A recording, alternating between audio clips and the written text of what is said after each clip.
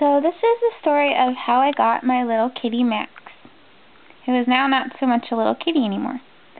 I decided to film him while I'm on the bed because little Hartley's over here sleeping behind him, and he just looks so cute. He's wearing his little blue collar. He looks adorable.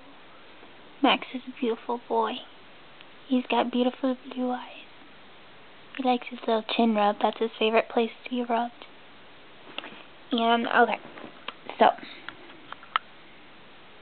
he's purring. Max,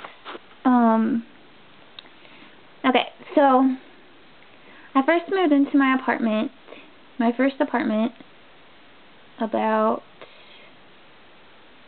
maybe 2 years ago. About 2 years ago, and, I decided that I wanted a cat. I wanted a cat my entire life, and my mom would not let me have any animals, so I waited a long time to be able to get my own kitty. And I decided that I wanted, I wanted a kitty that was special and different, and I prayed about what cat I should choose before I got him. And I prayed that he would play fetch and that he would be really loving and outgoing, that he would like people, that he wouldn't mind going in the car and things like that, because I knew he would have to travel quite a bit or move a few times. So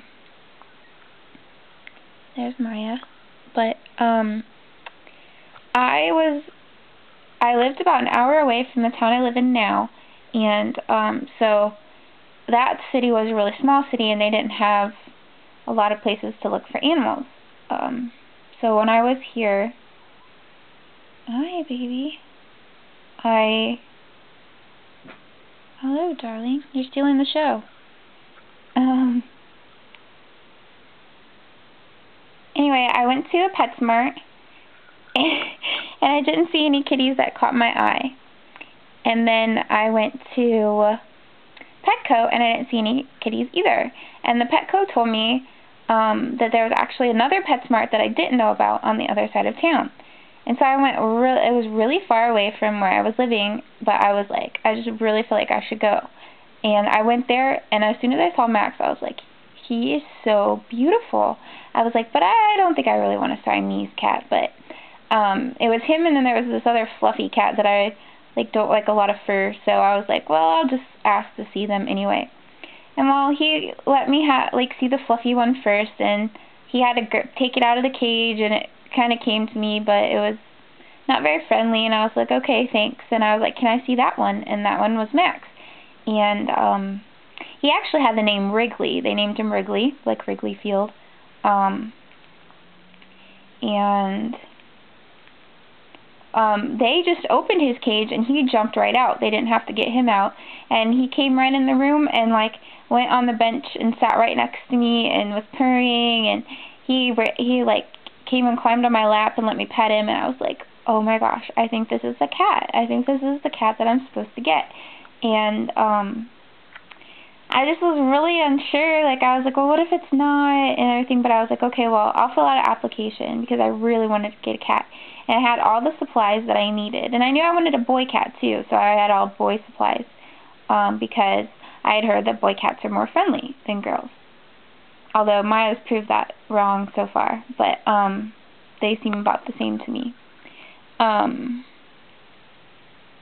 Anyway, so I filled out the application, and then I had to go home because you can't take them home the same day. And I figured, it was a Friday, I think. I figured they would call me on Monday, but they actually called me that next day, and it was about an hour away, and they're like, oh, can you come pick up, we approved you, can you come pick up your cat tomorrow? And I'm like, okay, sure. So I had to drive all the way back and get Max, and when I went there, I had his cage all ready for him, and he was pretty good, and he came, and I took him in the car, and it was a really long trip, and he meowed a little bit, but he was pretty good, and I think eventually he went to sleep. I don't really remember. But I know when we got home, they say to put cats in one room because they, get nervous in new environment. So I tried that, but Max was like, all right, I'm good with this room. Let's check out the rest of the place. and he was so comfortable, like he knew it was his home. Oh, he also was 10 months old when I got him, and so he wasn't a kitten. I mean, he's still kind of a kitten, but pretty much almost, well, he wasn't really full grown because he was kind of a runt. He was really skinny. But I mean, he just didn't have a lot of the kittenness like Maya does. Aww. And this is good footage for video. Anyway, so the person who had left him at the shelter dropped him off outside, didn't even take him inside, and they said that he stuck around, and one of the workers came outside and got him and brought him inside, and that he was super friendly. So I thought that was really cool. Like, you know, most cats would probably run off and go do their own thing, but Max was like, I want, you know, like, he waited for somebody to get him. And so when I brought him home, he thought that he was right at home, and he had everything he liked, and he was friendly, and things worked out really well. He used his litter box like he was supposed to, and he was good with the food, and what are you doing, Maxwell? Hi, baby. And so, yeah, he was just been really awesome, and he played fetch, like, right away. Pretty much the first day I got him, I just threw the mouse, he brought it right back to me. I was like, no way, this is just a fluke. And then he kept doing it, so I thought that was super cool. And he's been just a really great cat. He's friendly to everybody, and I love it that when people come over, he comes up to them and is like, hey, who's at our house?